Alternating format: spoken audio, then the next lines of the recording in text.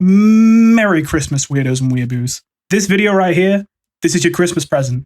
I'm sure you're very happy with it. A review of Shadow the Hedgehog for the PlayStation 2. Just what you wanted this year, I assume. This little opening section is a bit that I'm mostly throwing in just to give some context and explain why I'm making this video. So if you just want to watch the video and you don't care about why I'm making it or whatever, or what's the deal with it, then you can skip ahead using the timestamps and just get straight into the meat of the video. Okay, but to be serious for a moment, I obviously have been playing this game recently to rediscover whether it was good or bad, frankly, and also to find out the story behind this game because I'm a big fan of the comics, and there's been some discourse around how they've handled Shadow in the comics, which I'm missing some context on from not knowing the story of this game. And going into it, I really planned to just play it for a couple hours, see what I thought of it, and then be out. I did not realize this game was going to hold my attention for hours upon hours upon hours of playtime and leave me with such mixed, extremely positive and extremely negative feelings. As a result, I feel like I have an insane amount to say about this game, but I only recently played it, and that meant that there wasn't enough time to make a video saying everything I wanted to about the game before Christmas. Not to mention, even if I could make that video, it's going to be long. In fact, I already have recorded almost all the voiceover I plan to use for the entire review of this game, which I plan to split into parts, and the full thing is looking to be about 2.5 hours long. So it sounds like an idea, both for the sake of getting the first part out sooner and for the sake of making this video a bit more manageable, for me to split this up into parts. My current plan is to split it into 6 parts. Now I will give you fair warning, this first part, I am not going to do a whole lot of talking about Shadow the Hedgehog specifically. I'm going to be talking more about the whole Sonic franchise in general and my experience with it, because that's some really important context for my opinion on this game, and I can't avoid it. But I also have quite a lot to say, so it's enough to make a full video. I will, though, include my sort of initial short version of my take on this game at the end of this video before I end off this part, just so that you can get a little bit of an insight as to what I actually think of this game before I end this first part. But you'll have to wait until the later parts to get more details on what I think of the game in depth. I plan to make the second part talking all about the control scheme and moveset. I plan to dedicate the third part to talking about the gimmicks of the game with the weapons and choosing to be a hero or a villain, and how I feel that works really well with the gameplay and story. The fourth part, I'll talk about the music, presentation, and general level design of the game. And part 5 and 6 are both kind of the same thing, but they're probably going to have to be 2 separate parts. Part 5 is going to be a review of the game's most infamous and awful level, and if you've played this game, you know what level it is. You see, this section is just supposed to be me reviewing every level in the game, but giving a short sort of rapid-fire opinion. But the one level in this game which stands out as the worst is so noteworthy that I think I will probably end up dedicating an entire part to talking about how awful it is, and then continue to talk about the rest of the levels in the game from there as another part. I mostly just thought I should mention all this so you know what I'm planning to do with this whole thing, because obviously this video on its own doesn't really get very in-depth about the game. Later, when I've completed all the parts of this video and I compile them together into one big review, I'll likely cut out this little intro section, since it's mostly just for the people who are confused why this one short video is here and don't realize this is going to be a multi-part thing. With all that said, I think I've kept you long enough. Let's get into it.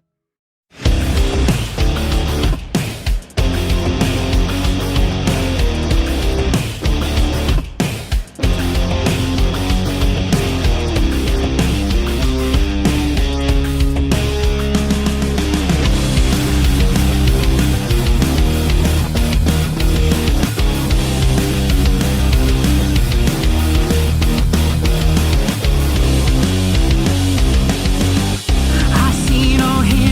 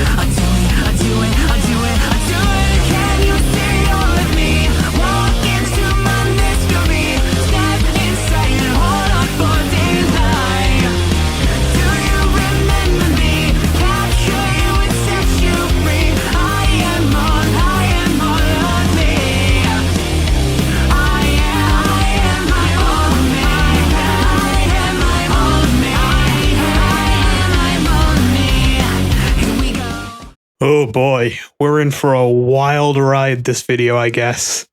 I'm going to lay out a lot of groundwork in this video before we get into talking about Shadow the Hedgehog itself, but as far away from the point that I might seem to be going at times, this is all important context I feel I need to give for you to understand my opinion on the game. I feel like it's really important to get across for the sake of this video that I feel like my journey as a Sonic fan in general has been extremely backwards. Starting out seeing the worst the franchise has to offer, seeing a glimmer of quality from there, and spending years trying to understand why that worked and why we can't have that same quality now. Of course, coming to see more and more good buried deep within the pile of rubble the Sonic franchise became over the course of the 2000s. This may sound like a strange thing to say, but I really feel like I'm kind of lucky to be a Sonic fan despite being born at the time I was. I mean, I was born in 2002, and that may have been the worst possible time to begin from with Sonic. For one, I missed the release of Sonic Adventure 2 by 1 year, a game that many fans consider to be the final good Sonic game ever made before the series declined into mediocrity. I missed the GBA and never owned one, instead growing up playing the DS, so I never played the Sonic Advance series, one of the few bastions of quality the Sonic still had in the 2000s. The Dreamcast, Sega's final video game console, was giving out its dying breaths, leaving my first ever experience with an official Sonic game to be Shadow the Hedgehog for the PlayStation 2. Especially considering I wasn't, a very rebellious kid. I was honestly a bit of a goody two-shoes, and I never really identified with any media that tries to portray itself as super badass or macho, which is probably the main thing this game gets ridiculed for. It shouldn't come as a surprise that the game didn't necessarily hook me. Not that Shadow's edge was what turned me away, more that just it wasn't going to be the thing that sold me on it. Given all that, could you even imagine a single game in the series that would be a worse starting point for a kid who hasn't played a single Sonic game before? Well, maybe you could name one, but that game would probably be Sonic 06, which just so happened to come right afterwards. Sure, Sonic Unleashed and Sonic Colors would follow on not long after, but by then I'd already come to the conclusion that many other older fans of the series already had. Sonic games just do not work in 3D.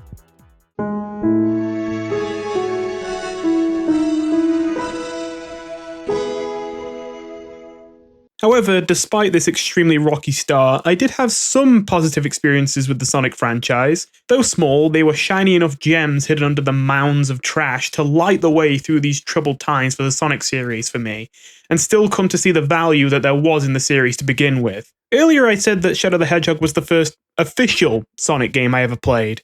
That's because the vast majority of the first games I ever played in my life were Flash games, and so as a result, I had seen the guiding light of Ultimate Flash Sonic, a Sonic fan game that brought back the classic quality 2D platforming that the series built its legacy upon in the art style of the advanced games that I had missed on the GBA. Still, this alone, while fun, did not wow me. I enjoyed it fine, but I would not have been made a fan by this game. No, the game that made me a fan of Sonic was actually an official Sonic game, and it was Sonic Mega Collection Plus.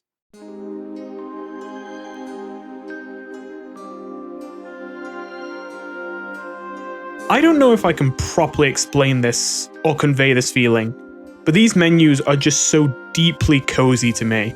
I just have so many fond memories of this game and so much love for the beautiful music, which has no right being as good as it is for a mere compilation of older recycled games, and so much adoration for the eye candy and care for the series on display in this game. I love these menus so much I genuinely can't bring myself to boot up a game straight away whenever I open Mega Collection. I actually just have to sit down and take a moment to just soak it all in before I actually jump into playing a game every time I open this game. All that being said, yes, Sonic Mega Collection Plus is a big compendium of classic Sonic games on the Sega Mega Drive and Game Gear. Sure enough, as soon as I got my hands on the game, I quickly realized the Mean Bean Machine is the greatest video game of all time, baby! Oh, you think I'm joking? You have no idea the hours of my life that I poured into this game as a child. You can't possibly conceive just how much of my time on Mega Collection was consumed by Dr. Robotnik's motherfucking Mean Bean Machine. Unironically for a moment, I don't care that it was a Puyo Puyo clone. I didn't know what the fuck that was until 3 years or so ago. Mean Bean Machine is genuinely one of the single best Sonic games I've ever played, and I genuinely highly recommend it. Holy shit, I played this so so much as a kid. I'm washed now in comparison, and unironically, 6-year-old me from 15 years ago could probably kick 21-year-old me's ass at this game. I used to bully my dad on this game so hard. I performed an 11 times combo on him one time, I swear to God. Anyway. Okay, but putting aside the fact that Mean Bean Machine was genuinely, no joke, my favorite game in the entire collection, next in line to the top for me was the classic trilogy of Sonic games. Sonic and Knuckles, Sonic 3, and Sonic 2. Sonic 2 being my favorite of the three. What? Oh, where's Sonic 1? Well, I don't know if this is a hot take, but I genuinely don't think Sonic 1 aged too well. I mean, I liked it fine, but I can't say I really enjoyed it. Certainly nowhere near as much as the other three games. Not to mention, there's plenty of classic 2D Sonic games for the Game Gear that are genuinely of pretty good quality, but go underappreciated by most simply because being Game Gear games makes them obscure. And most of them are playable in Mega Collection, and honestly stack up to Sonic 1, and I often think are better than Sonic 1 even, although I won't pretend that the majority of them are as good as Sonic 2 or Sonic 3 and Knuckles. Still, I'm personally a fan of all the Game Gear 2D Sonic games in Mega Collection. I know that Sonic Blast has its detractors and most people don't really consider it to be all too good, but while I think it's the worst of the bunch, I still genuinely enjoyed it more than Sonic 1.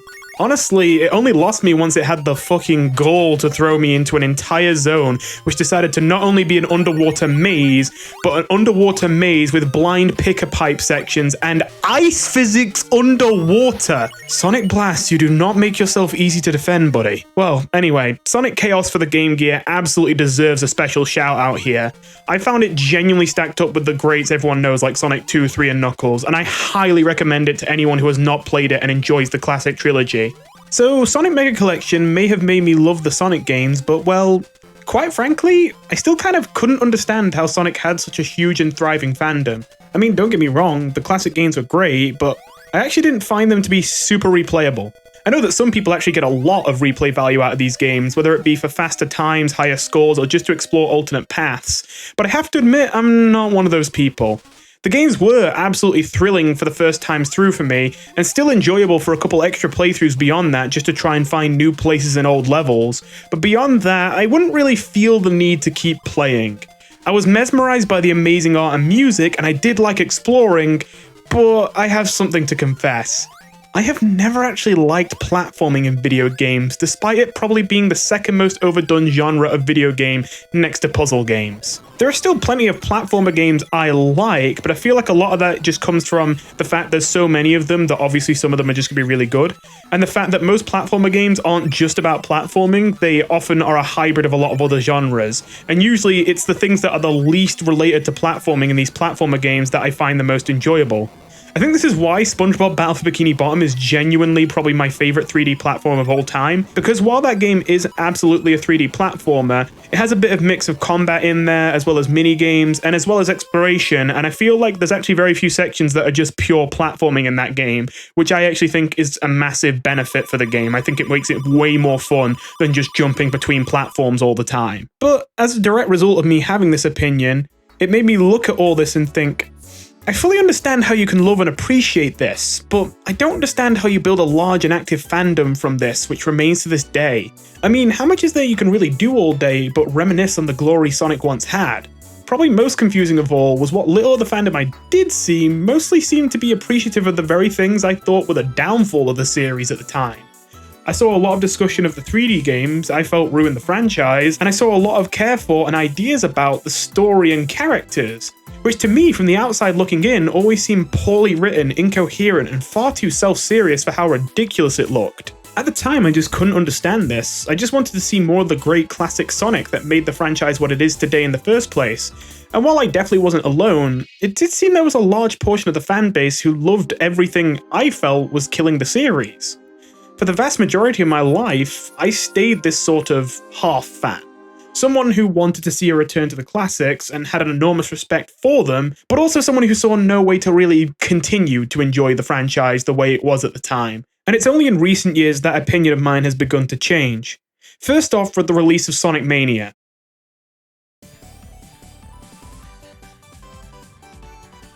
I and many others, of course, finally got their wish. A return to the classic format that made the franchise what it is today, done by the Mania for the Mania, just brimming with love and attention to detail.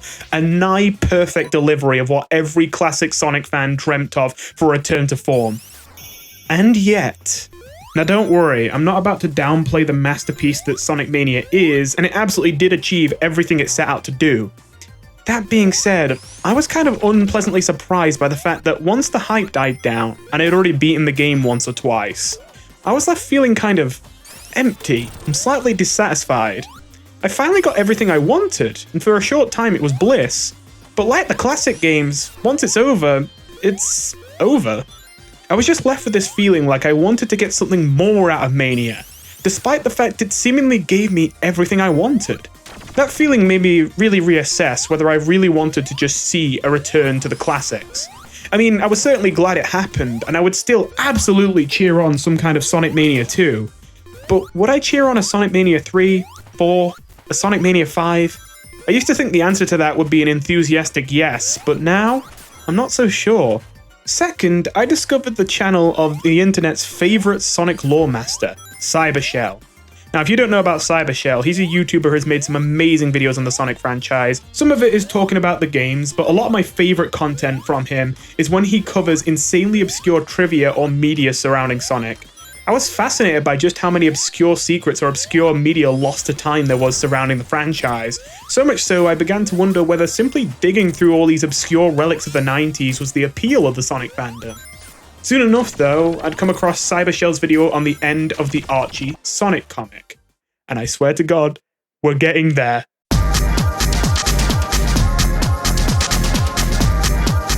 Now, I could talk for literal hours about my love and appreciation for the Sonic comics. So much so I've always wanted to make a video on them, but I also don't know what I would say that hasn't already been said in more well-edited, better-made videos. While I'd love to go through the justifications for all my points here, for the sake of not making this video an 8+ hour long pyro-cynical special, I'm just going to say what I think here and just gesture at Lowart's amazing videos on why the Sonic comic is so great as my justification. I highly recommend those videos to anyone willing to give the Sonic comic a chance, because they had me hooked from minute 1 all the way through to the end. But for those of you who aren't going to be checking out those videos, Archie Sonic varied insanely wildly in quality.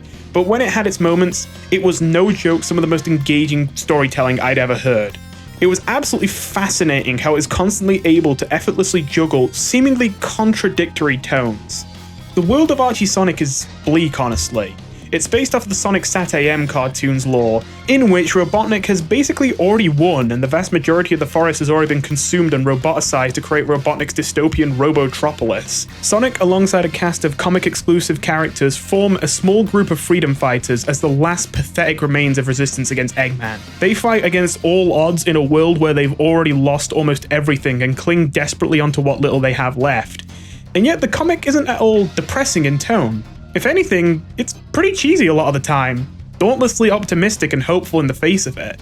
It's always possible that I'm overthinking it, but I think that works so well because part of the genius of it is in that way, the tone of the very comic itself reflects the outcome of its main character, Sonic. Did I just say outcome? I meant outlook. Despite being set in a depressing and dystopian world, Sonic, as the cocky, well-meaning, freedom-fighting hero, is of course going to bring an optimistic, don't worry about it, we can handle this if we stick together kind of attitude. It goes beyond just that though, because my favourite trait of the comics is that it somehow manages to be very self-aware, while still constantly dripping with an admirable level of sincerity. And that sincerity allows them to jump from comedic wacky hijinks to deadly serious moments that can actually be heart-wrenching without a single drip of irony, and somehow still not give you any tonal whiplash despite the massive shift in tone. It's like the comic knows how ridiculous it is, but instead of undermining the characters and story by trying to be snarky and pretend it's all ironically this ridiculous, isn't this random and dumb lol? Instead, the Sonic comic always somehow manages to maintain this tone, where although it's never outright said, you get the feeling that the writers are very aware of how ridiculous their story is. but also hold not even a shred of embarrassment in taking that ridiculous story seriously. Building genuinely memorable and lovable characters from that absurd world, not being afraid to show their heart on their sleeve and genuinely create some seriously emotional moments in a story that many could have easily just disregarded as dumb cartoon antics for kids. Instead of going, isn't this all super cringe lol, but it's ironic so it's funny, it feels more like, I am cringe and I am proud.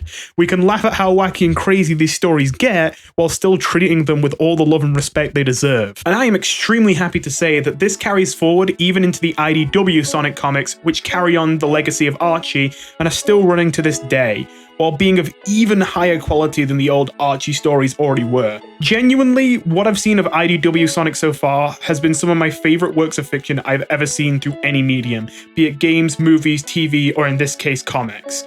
If you're also interested in checking those out, I highly recommend the Game Apologist Sonic Speed Reading series. Is that enough recommendations for you? Because I've got more. Well, anyway, that's probably enough praising the Sonic comics for a review of Shadow the Hedgehog for the PlayStation 2, which still apparently hasn't gotten to the main point of the whole video yet, the actual game itself. You probably get the idea now. These things are amazing. The writing in these comics is not even remotely comparable to the far poorer quality writing in the games. This was important to establish though, because getting into the Sonic comics was where it all really began to click into place for me. I always thought in the past that Sonic always just should have stayed a simple story about a hedgehog trying to stop a mad doctor from turning his furry little friends into robots. And being real, I imagine if you're more casual Sonic fans or not even fans of Sonic in the first place, a lot of you watching probably felt the same. But seeing the breathtaking storytelling the comics were capable of with such an unsuspecting character to work with, I finally started to realize why anyone cared about the story of the Sonic games and cared about its characters.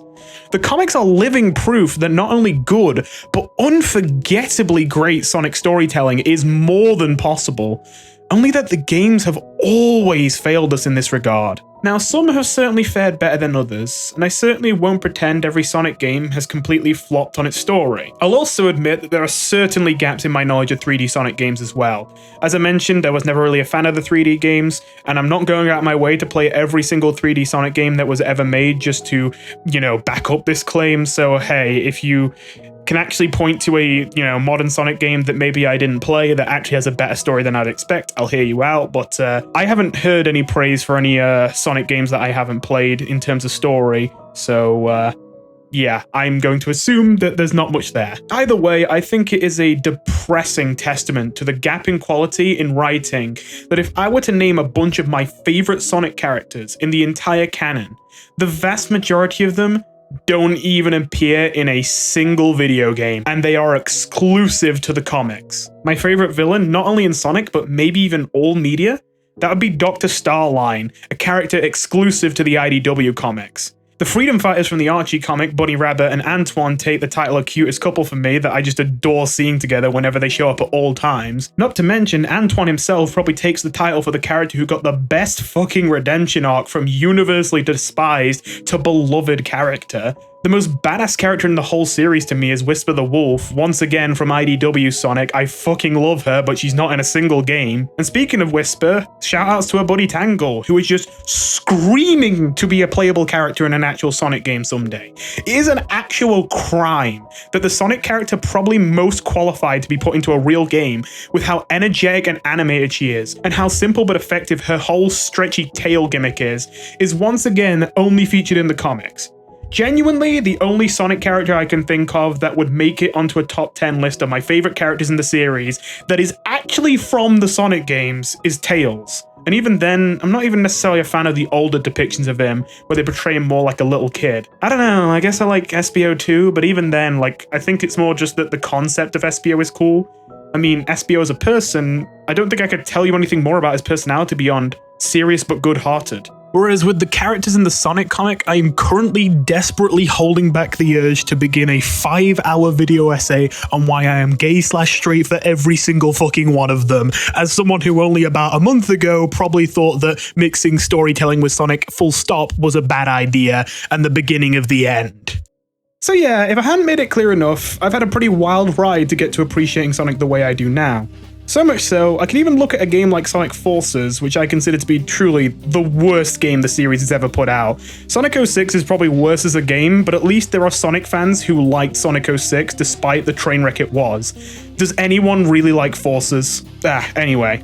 But even a game like that, I can see the vision of how it could have worked. I must admit when I say this, I am forced to go pretty heavily off vibes, but I couldn't help but strongly feel the main problem with the storytelling of the Sonic games is that they want to emulate the truly jaw-dropping quality of the comics, but they struggle to replicate that same sincerity the comics had.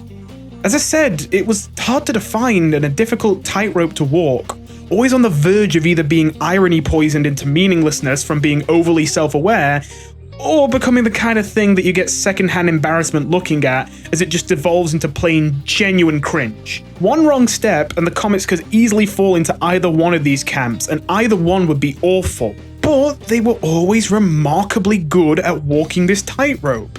I mean, think about it. Doesn't every flop of a Sonic story in the games fall into one of these categories? The dreaded snarky one-liners, colors-made staples of the 2010s for Sonics are the irony-poisoned meaninglessness. And the stories like Sonic 06 are the genuine cringe. So, armed with this new knowledge, I thought to myself, has there ever been a Sonic game which managed that balance? Well, I was never a fan of the adventure games, but it seems their storytelling was sort of getting there. It was mostly just held back by some absolute certified video game voice acting moments. Oh no! So, if the adventure games were sort of getting there, well, what came after them? Holy shit, is that the point of the whole video? I thought this was a myth! So, my journey to understand this franchise has finally brought me full circle, I guess. After all these years, I'm finally coming back to the very same entry point to the series that made this such a bumpy ride in the first place. Now, I said I played this game when I was younger, but I'll be frank, I didn't play it much. My memories of it were just a complete blur of certain images and moments with very little coherent memory of what the game was truly like. That being said, you might have gathered that I didn't really like the game from that whole intro spiel. But honestly, that wouldn't really be the full story.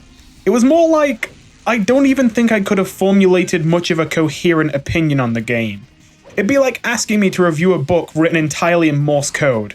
And I don't know Morse code. I mean, I did actually love the way it looked, and definitely appreciate that there are a lot of distinct moments and set pieces which really stuck in my head that I remember really wowing me. That being said, I basically could not play the game really, like, at all. Like all 3D Sonic games, it suffers from poor controls. And when you compound that on top of ludicrous speeds and the fact that my younger self needed a few years to get used to moving characters in 3D worlds with one stick, while also using the other stick to move the camera, yeah, it's no surprise I couldn't really play properly. Again, my memories are very blurry, but I think I just sort of stumbled through the game, continuing because I was excited to see what came next, but not necessarily enjoying actually playing it. Still, by the end, my vague memories left me with a sense of, you know, there was something there, but you could hardly call it a good game in its current state. However, the longer I went not revisiting this game, the more it nagged me. As I began to realize that almost every infamous flop the franchise had, I was beginning to get the picture on why they likely thought it was a good idea at the time, and why it flopped. But then there's Shadow. When people mock this game, they don't say the game is bad, they just mock the funny hedgehog trying to be GTA. And sure, maybe that's a little ridiculous, but that doesn't really say a whole lot about the quality of, you know, the actual game. Not to mention, with my new perspective on the games from the time I spent with the comics, I came to a realization. If I love the comics for being cringe but proud at times, so to speak, then is it possible that Shadow the Hedgehog could also be cringe but proud? Say what you want about trying too hard to be edgy or subversive, Shadow the Hedgehog is at least overly edgy in a sincere manner. It isn't irony poisoned into being terrified of taking its own story seriously like a lot of modern Sonic stories are. It cares about its world and its characters. It cares about its story. It just wants its story to be a little badass and edgy too. So now my interest was fully piqued. I had to know. Was the reputation of this game truly deserved? And I've got to say, after spending a while with this game, I think I'm happy to say I can confidently tell you the answer is no. We have a lot to talk about here, but the short version of my take on this game is essentially this. Shadow the Hedgehog is truly a one-of-a-kind experience. in all the best and all the worst ways. It somehow continuously manages to execute a lot of the hardest, most out there parts of making a game like this impressively well, only to then fuck up the bare basics of game design 1 second later. And yet, I'd be lying if I told you I didn't enjoy it. While it is a mixed bag, which maybe in a pure objective sense could be considered a simply okay game rather than anything great, it manages to be such an absolutely fascinatingly, bafflingly unique and strange mixed bag that the fact it is such a beautiful mess kind of adds to the fun factor of playing it. What only adds more to the enjoyment I had with this game is that while the frustrations of its shortcomings never really disappear, they do shrink over time. As you become accustomed to the game's bullshit, come to learn how to deal with the wacky movement and the janky camera, and become accustomed to it hiding important objectives out of sight of the camera or leaving ring trails that lead you into death traps if you actually follow them, slowly the frustrations start to melt away, and you start to have more and more of a genuine blast playing this game. I actually highly recommend this game to anyone who feels they will have the patience for it. Just that it comes with the asterisk that it will probably be the most frustrating and least fun to play when you first start playing, and grow on you over time from there. If you're not going to have the patience to put up with the game's bullshit for a few hours at first as you learn how to adapt to it, then this game probably will just piss you off and leave you with a bitter taste in your mouth. If you do have the patience to deal with that rocky start though, I'm certain you'll have just as much fun with it as I did. I truly have never played another game really like this before, and I don't know if I ever will again.